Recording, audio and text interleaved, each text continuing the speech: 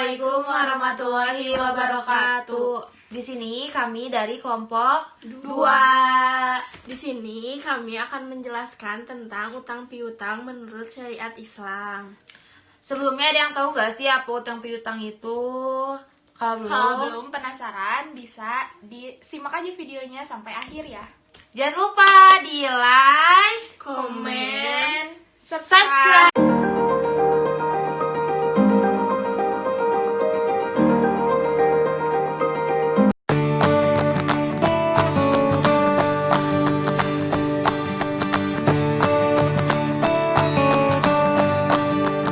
Pengertian utang piutang. Utang piutang dalam hukum Islam dikenal dengan al-qard yang mempunyai makna yaitu potongan atau putus yang dikaitkan dengan nama yang mempunyai arti sesuatu yang dihutangkan. Sedangkan masdarnya dari al-qard itu adalah hutang.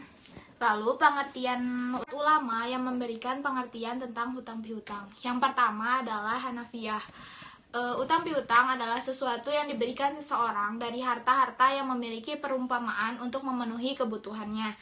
Dan ada juga menurut Wahbah al-Zuhaili, piutang adalah penyerahan suatu harta kepada orang lain yang tidak disertai dengan imbalan atau tambahan dalam pengembaliannya. Yang ketiga ada menurut Azhar Bashir. Pengertian hutang adalah memberikan harta kepada orang lain untuk dimanfaatkan guna untuk memenuhi kebutuhan-kebutuhannya dengan maksud akan membayar kembali gantinya pada waktu mendatang. Yang terakhir, menurut Syed Sabiq, qirad adalah harta yang diberikan oleh pemberi hutang kepada orang yang berhutang untuk kemudian dia memberikannya setelah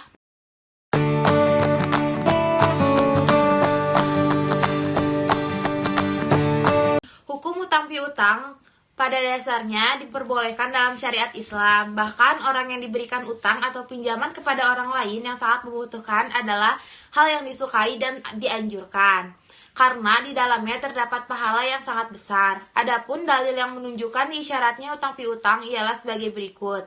Dalil Al-Quran dari firman Allah sebagaimana artinya seperti ini. Siapakah yang mau memberi pinjaman kepada Allah, pinjaman yang baik nafkahkan hartanya di jalan Allah, maka Allah akan melipat gandakan pembayaran kepadanya dengan lipat ganda yang banyak, dan Allah menyempitkan dan melapangkan rezeki, dan kepadanya lah kamu dikembalikan. Jadi dalam hukum utang piutang ini sangat diperbolehkan jika emang orang tersebut sangat mepet untuk mendapatkan bantuan.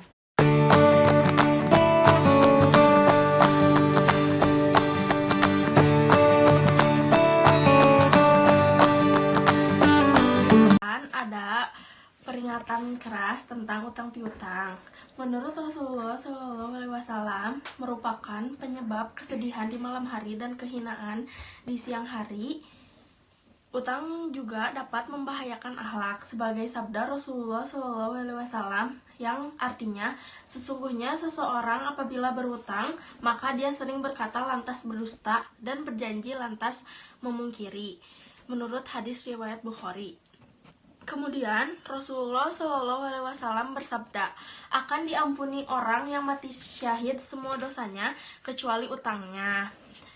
Kemudian diriwayatkan dari Thauban, mantan budak Rasulullah, dari Rasulullah SAW bahwa beliau bersabda, barang siapa yang rohnya terpisah dari jasadnya dalam keadaan terbebas dari 3 hal, niscaya masuk surga. Pertama, bebas dari sombong.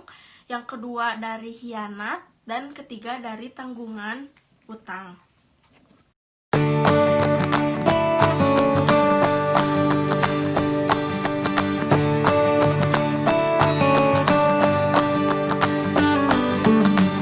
syarat dan rukun hutang piutang. Adapun yang menjadi rukun dan syarat hutang piutang adalah yang pertama ada akid. Akid itu orang yang berhutang dan berpiutang. Orang yang berhutang dan yang berpiutang boleh dikatakan sebagai subjek hukum, sebab yang menjalankan kegiatan hutang piutang adalah orang yang berhutang dan orang yang berpiutang. Untuk itu diperlukan orang yang mempunyai kecakapan untuk melakukan perbuatan hukum. Seseorang mempunyai kecakapan ada kalanya dapat melakukan hukum secara sempurna. Perbuatan hukum dipandang sebagai perbuatan hukum yang sempurna apabila dilakukan oleh orang yang menurut hukum sudah dipandang cakap untuk melakukan perbuatan hukum atau balik, di mana dia telah mempunyai pertimbangan pikiran yang sempurna dan dia melakukan perbuatan hukum tersebut tidak tergantung pada orang lain.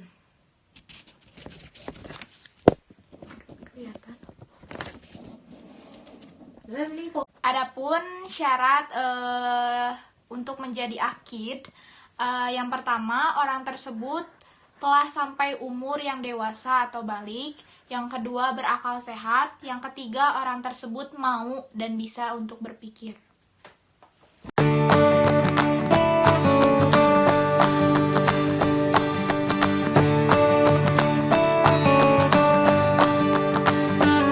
Rukun dan syarat yang kedua adalah objek utang. Objek utang biasanya di sampingnya adanya ijab kabul dan pihak-pihak yang melakukan hutang piutang. Maka perjanjian hutang piutang itu dianggap terjadi apabila terdapat objek yang menjadi tujuan diadakannya hutang piutang.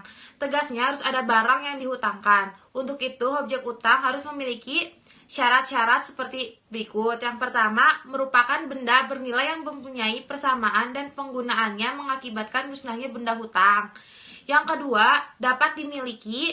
Yang ketiga, dapat diserahkan kepada pihak yang berhutang. Yang keempat, telah ada pada waktu perjanjian dilakukan.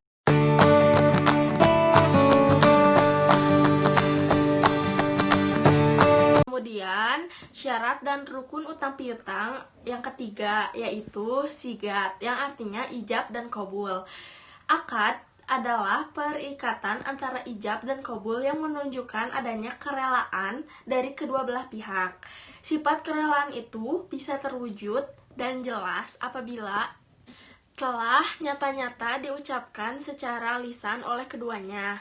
Ijab adalah pernyataan dari pihak yang memberi hutang dan qabul adalah penerimaan dari pihak yang berhutang. Ijab qabul harus dengan lisan, seperti yang telah dijelaskan di atas, tapi juga dapat pula dengan isyarat bagi orang yang bisu. Berkaitan dengan pengertian akad tersebut, maka terdapat ketentuan yang harus dipenuhi dalam akad. Ketentuan-ketentuannya sebagai berikut. Yang pertama, pihak yang bertransaksi. Yang kedua, dalam akad harus terdapat unsur kerelaan dari kedua belah pihak. Maka apabila dalam keadaan terpaksa, di samping kerelaan, akad harus jelas dimengerti maksudnya oleh masing-masing pihak. Yang ketiga, mengenai suatu barang tertentu, barang yang menjadi objek akad harus jelas dari kesamaran. Yang keempat, mengenai suatu barang yang halal, suci dari najis, dan yang tidak haram dimakan. Di atas telah disebutkan bahwa akad adalah perikatan antara ijab dan qabul yang menunjukkan adanya kerelaan dari kedua belah pihak.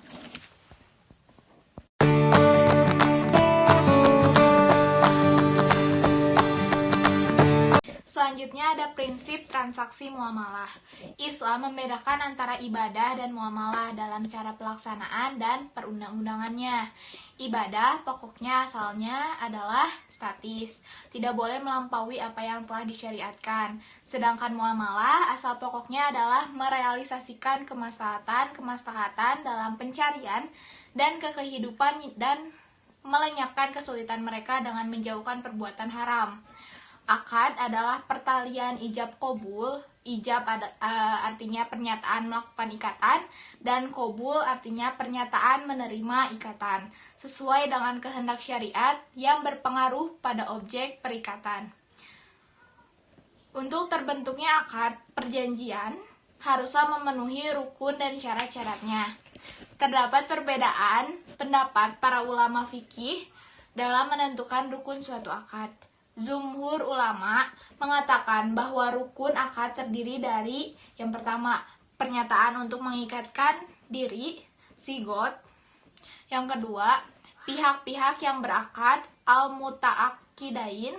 Yang ketiga, objek akad, al-maqud alaih.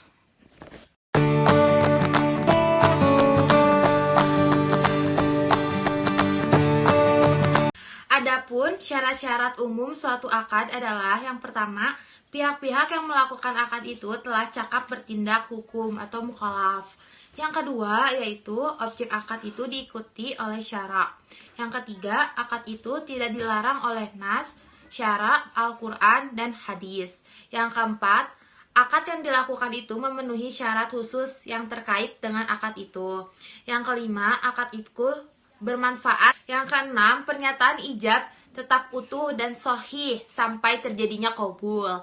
Yang ketujuh, ijab dan qabul dilakukan dalam keadaan satu majelis, yaitu suatu keadaan yang menggambarkan proses suatu transaksi.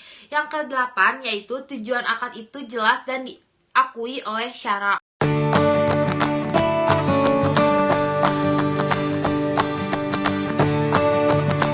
Kemudian ada syarat piutang menjadi amal solih. Yang pertama yaitu harta yang diutangkan adalah harta yang jelas dan murni kehalalannya, bukan harta yang haram atau tercampur dengan sesuatu yang haram. Yang kedua yaitu pemberi piutang atau pinjaman tidak mengungkit-ungkit atau menyakiti penerima pinjaman baik dengan kata-kata maupun perbuatan. Yang ketiga yaitu pemberi piutang atau pinjaman berniat mendekatkan diri kepada Allah dengan ikhlas, hanya mengharap pahala dan ridho darinya semata. Tidak ada maksud ria atau pamer atau sum'ah, yaitu ingin didengar kebaikannya oleh orang lain. Kemudian yang terakhir yaitu pinjaman tersebut tidak mendatangkan tambahan manfaat atau keuntungan sedikit pun bagi pemberi pinjaman.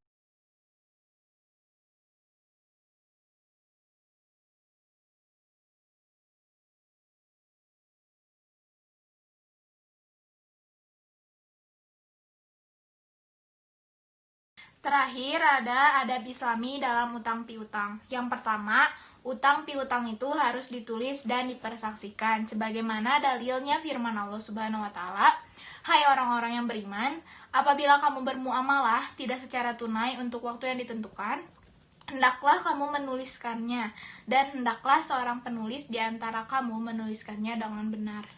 Yang kedua, pemberi utang atau pinjaman tidak boleh mengambil keuntungan atau manfaat dari orang yang berutang. Kaidah fikih berbunyi, setiap utang yang membawa keuntungan maka hukumnya adalah riba. Hal ini terjadi jika salah satunya mensyaratkan atau menjanjikan penambahan.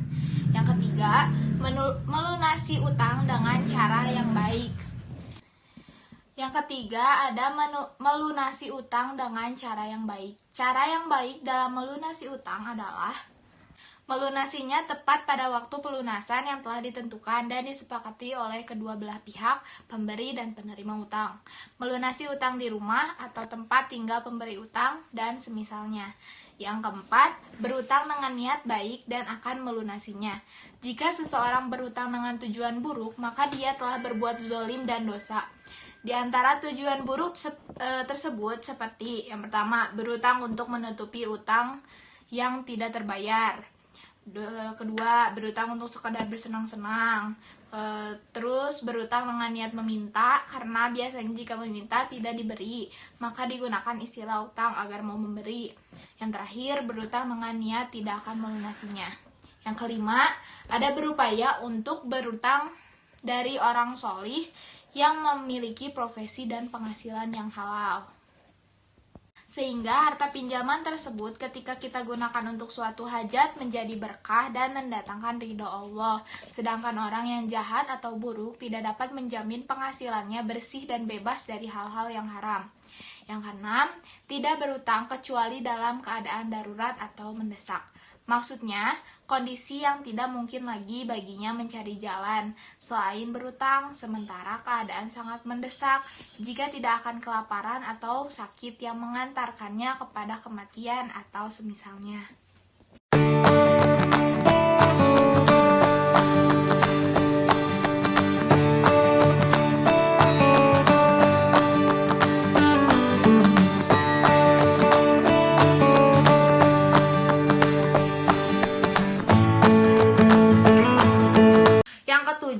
Tidak boleh melakukan jual beli yang disertai dengan utang atau pinjaman.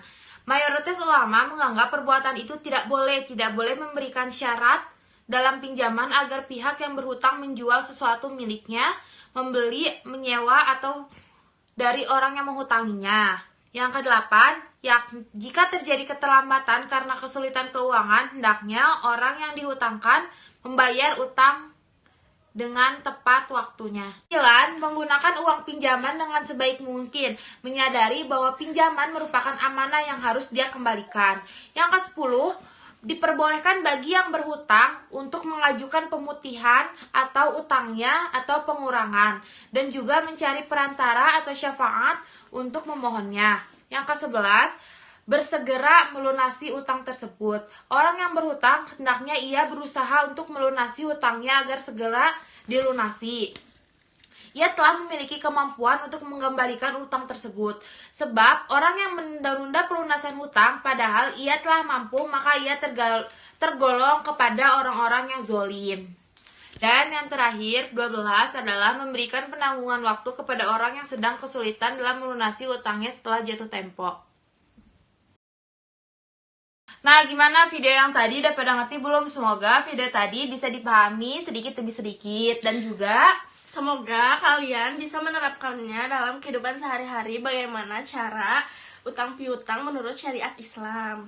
Sekian video dari kami, semoga bermanfaat untuk kita semua. Mohon maaf bila masih banyak kekurangan. Terima kasih sudah mau menyaksikan. Wassalamualaikum warahmatullahi wabarakatuh.